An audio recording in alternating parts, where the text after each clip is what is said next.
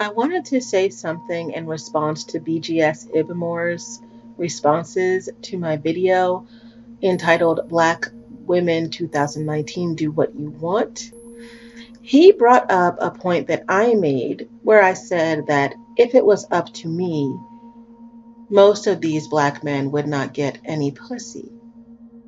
And unfortunately, I think that in fact, I know that he missed my point. So I just wanted to clarify.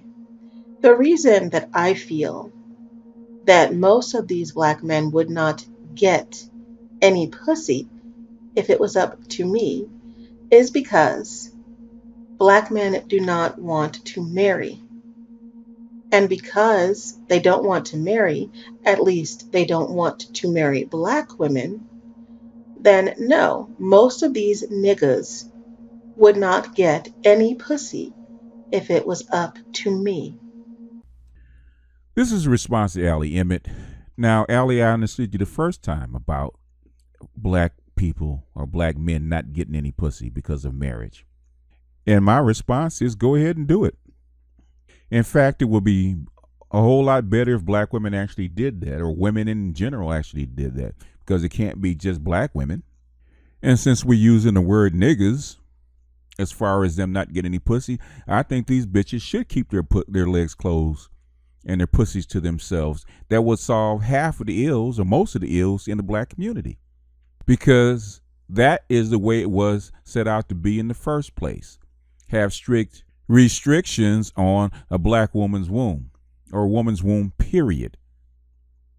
That is called Pandora's box. You open it up. Black men did not break the contract. Women did. You can't liberalize sex and liberalize freedom without taking risk. What is good for the goose is good for the gander. So there was no misunderstanding about that. The threat of no pussy means nothing. If black women want to do what they want, then that is part of the bargain.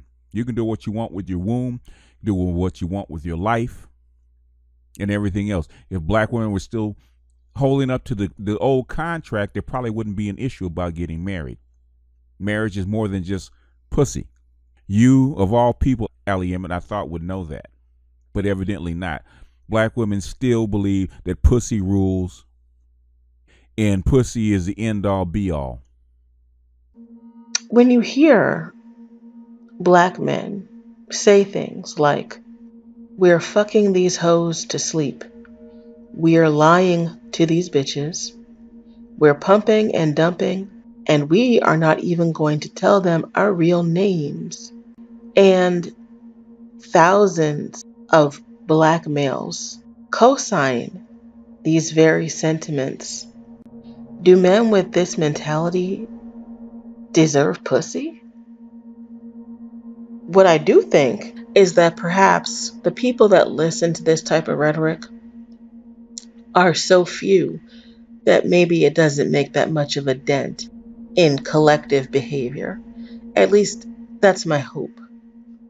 The problem is that a lot of these black women are having a more and more difficult time distinguishing between men who have this type of mentality and the men that are more upstanding.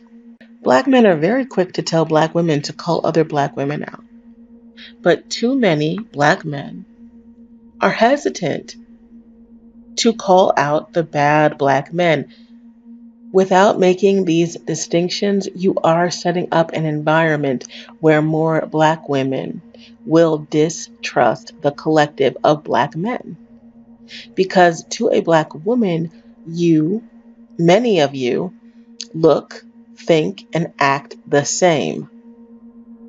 How is she to tell the difference? The best way to tell the difference is to hold fast to your standards, to your principles, and basically to exercise integrity. But then again, she would have to have some standards. She would have to have some principles. Now, I've done this one before. I think I did this video called The New Shotgun Marriage. And this is a piece from a 1996 um, Brookings Institute piece right before Bill Clinton actually uh, reformed welfare. And this is talking about the social contract that not only the Plutarchs, but also women actually broke back in the late 60s and early 70s. Until the early 1970s, shotgun marriage was the norm in premarital sexual relations. This custom was succinctly stated by one San Francisco resident in the late 1960s. If a girl gets pregnant, you married her. There wasn't no choice, so I married her. In 1969, however, the tradition of shotgun marriage has seriously eroded. For whites in particular, shotgun marriage rate began its decline in almost the same time as reproductive technology shock. And the decline in shotgun marriage has been contributed heavily to the rise of out of wedlock birth rate for both white and black women. In fact, about 75% of the increase in the white out of wedlock first birth rate and about 60% of the black increase between 1965 and 1990 is attributable to the decline in shotgun marriages.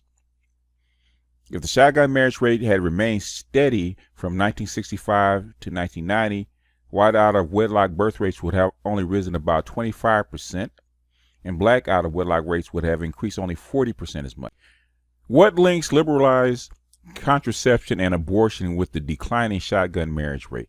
Before 1970, the stigma of unwed motherhood was so great that few women were willing to bear children outside of marriage. You got to remember, Allie, Emet, marriage is not just for women, it is for children. The only circumstance that would cause women to engage in sexual activity was a promise of marriage in the event of pregnancy. Men were willing to make and keep that promise, for they knew that in leaving one woman, they would be unlikely to find another who would not make the same demand.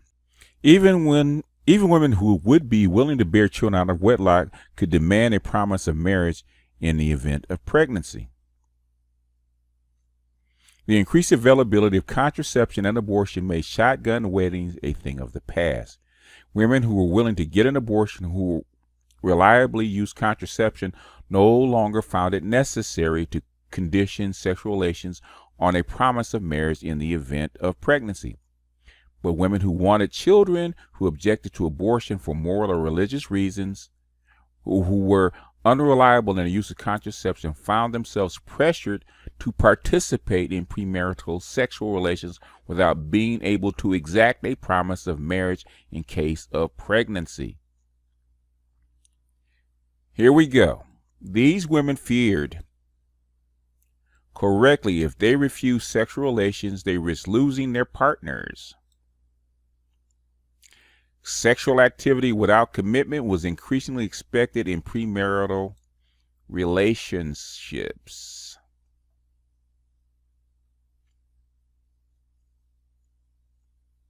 Advances in reproductive technology eroded the custom of shotgun marriage in another way. Before the sexual revolution, women had less freedom, but men were expected to assume, see this, Allie, Emet? Before the sexual revolution, women had less freedom, but men were expected to assume responsibility for their welfare.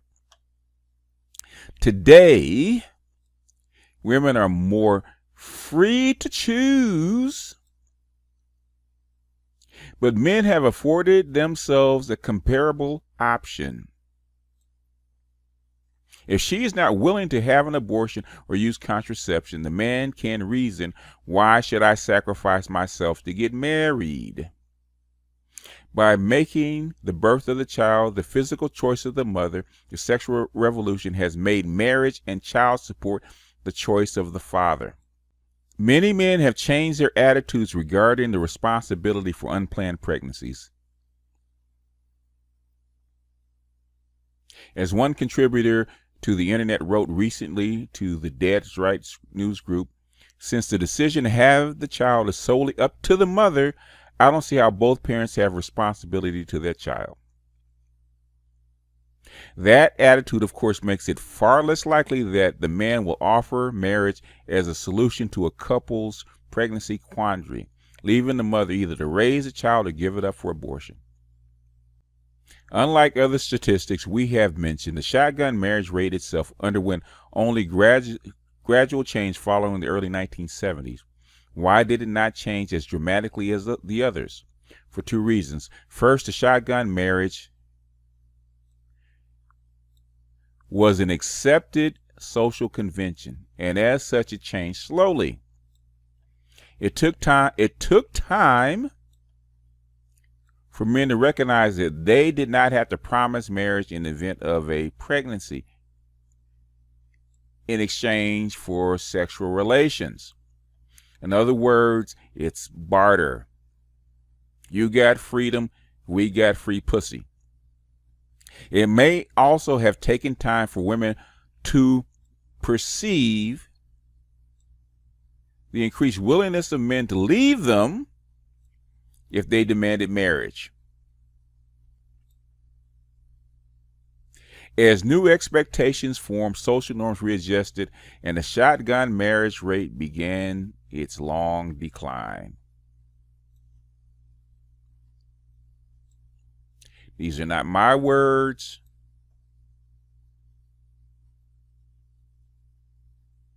These are not my words. These are words from two very, very good economists for the government doing research.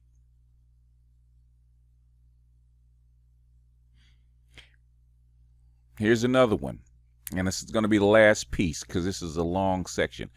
One final puzzle requires explanation. The black shotgun marriage ratio began to fall earlier than the white ratio and shows no significant change in trend around 1970. How do we account for that apparent anomaly?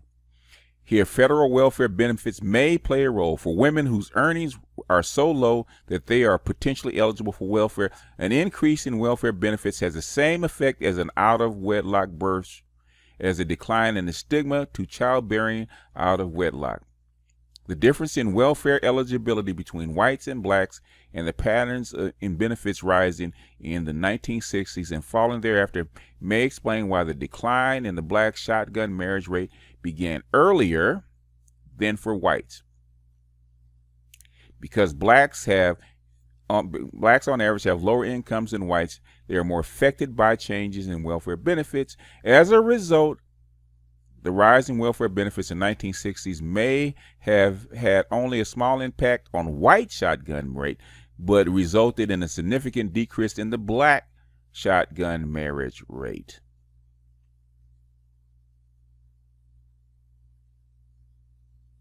Black women traded you in for welfare. They traded marriage for welfare. Black women broke the contract. I think that the idea that black women are only loyal to black men by default, only after she has tried to align herself with every other man on the planet, I think that is definitely reaching. Okay. From my point of view, most black people in general just consider themselves to be aligned with their kinfolk because that is what people do in general. People are tribalist. We don't have to add any additional fake morality onto it. I just think that's how people typically are, whether or not they like it. Most of these conversations spring from the fountain of tribalism. We can't stand each other and yet we are stuck together. The idea that black women simply don't have any other choices because they're considered to be undesirable by other people, I think that you can toy with that notion, but I do not think that Inevitably, that is what this is about.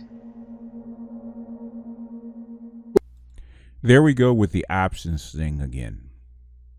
That's already been proven. 6 ways to Sunday. At the end of the day, it's scoreboard. At the end of the day, that undesirability is on black women. It's not because of how you look, it's because of how you're culturalized and your attitude. Plus, black men never said black women didn't have any options. We just get tired of black women saying that you're our only option. Black men get tired of you thinking that the only source of pussy, as you put it, is you. For 400 years, there has been many, many laws in the West, especially the United States, against black men having sex or marrying any other group of women. They were labeling other races white just so black men did not have access to other groups of women. Once that stuff was lifted, guess what? The scoreboard showed that black men do have a lot of options. And the only thing that keeps black men in place with black women is loyalty to the race. There's nothing else. And black women know that. That's how come they keep using that.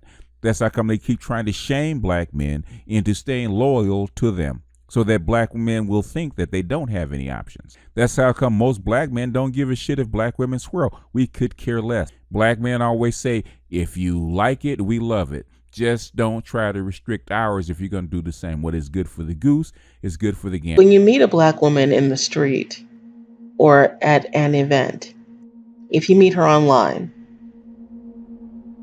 what are you looking for? Are you looking for your future wife? Most men are not looking for a wife until they are looking for marriage. And until he has arrived at the place in his life where he is seeking marriage, he simply is not looking for anything else but sex. Clearly, more women ought to ask men up front if they are looking for marriage and family. If he tries to change the subject, if he tries to make a joke, then those are signs that he's not somebody to be taken seriously. And you should act accordingly. If he stops calling you, if he stops talking to you, if he stops dating you, after you have asked the necessary questions, you as a woman are better off no longer having to sort through his bullshit. Because when you ask the necessary questions, what you will be left with is either men who are serious or men who want to manipulate and play games. What many black women are saying is that they have generally dealt with black men who like to manipulate and play games. What I'm wondering is if they ever asked the necessary questions in the first place, or did they wait, get themselves caught up with this man, usually through their sexual relations, and then try to ask him the necessary questions. When people just want to exploit you and they just want to use you or get what they can, that is a form of supply. So now this person has procured some supply, they don't want to lose it.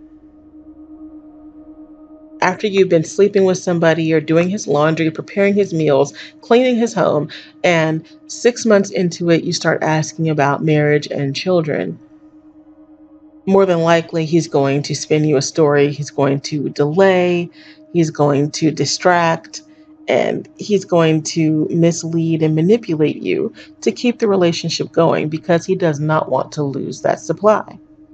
And it's very painful and it's very hurtful. But the reality is, you would have been better off asking these questions from the beginning. Most women don't want to ask these questions on the first, second, or third date because they don't want to scare the man away. This is part of doing what you want. If you want to be a wife, if you want to be a mother with a husband, with a spouse, if you want to have a family, then in order to do what you want, you must first say what you want and be unapologetic, upfront, and direct. Risk losing the guy. Even if you find him to be very attractive, you have to risk losing him in order to get what you want. Because a person who is unwilling to give you what you want is the same thing as you not getting what you want. Most women, I think, get in too deep before they actually get down to brass tacks. Here's the part that kind of pisses me off about this kind of stuff. Women like Allie are always assuming that all women want marriage. If all women wanted marriage and to have a family and this, that, and the other, guess what black women would do? They would actually try to learn to become wives. Women that are wives, women that know how to be wives, normally get married at a very young age. Most women, and I've talked to a lot of women, want male company.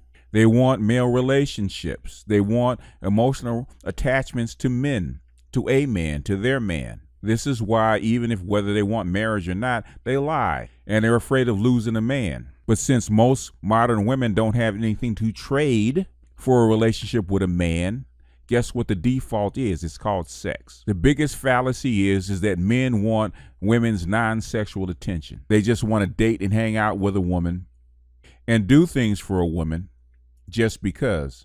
And the biggest fallacy is that women do want sex. They want to have sex.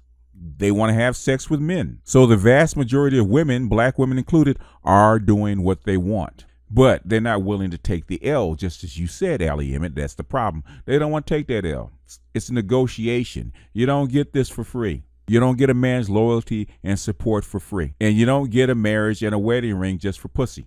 I think if black women concentrated on making themselves better and making themselves better wives, you probably would have a lot more men trying to get married. So crying all that woe is me, that men don't want to marry us, got to think how many black women today are actually marriage material.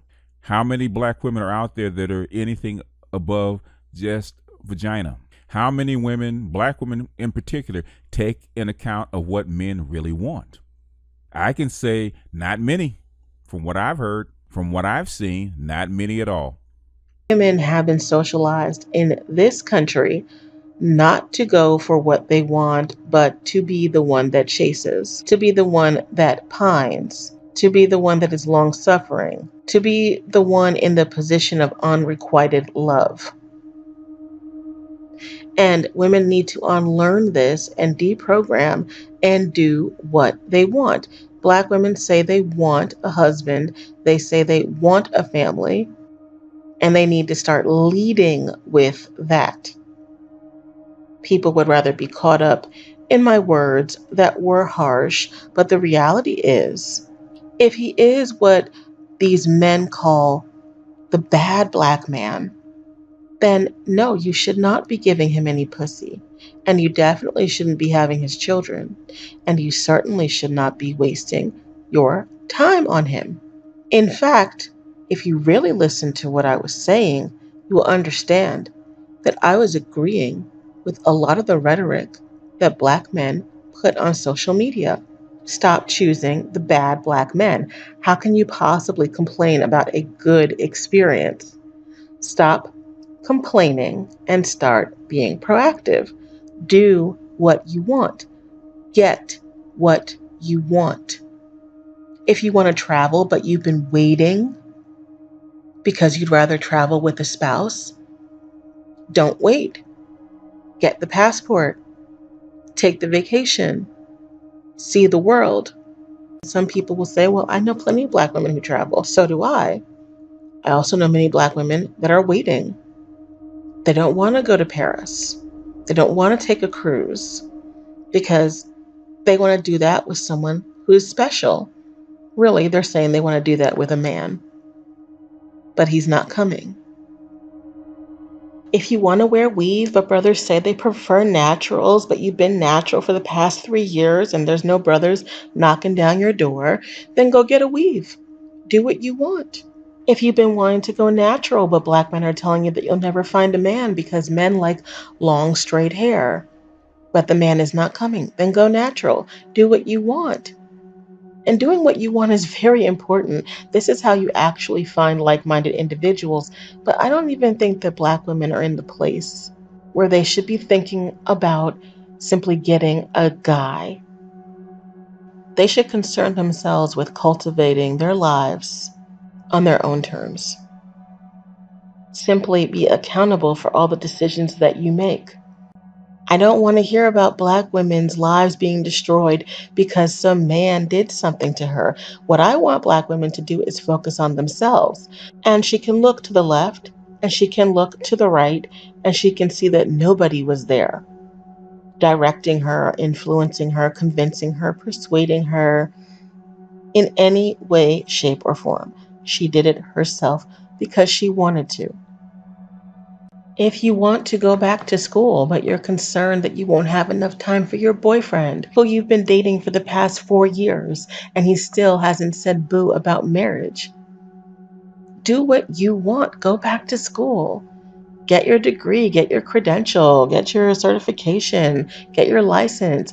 Do what you want to do. What if you stay with the same guy for another year or two, and then he breaks up with you? And you've spent 6 years with somebody and you never finished your education. Can you blame him? No, people will tell you that that was your bad, that you did that to yourself. I'm actually saying the same exact thing. I'm just saying it in a way that doesn't necessarily resonate with men. Men commonly do this. They say things to each other in a way that they can hear it, in a way that they can receive it. And it's very offensive to many women, but it's not for them. So I think this has more to do with Black men really coming to accept and respect boundaries and women's spaces.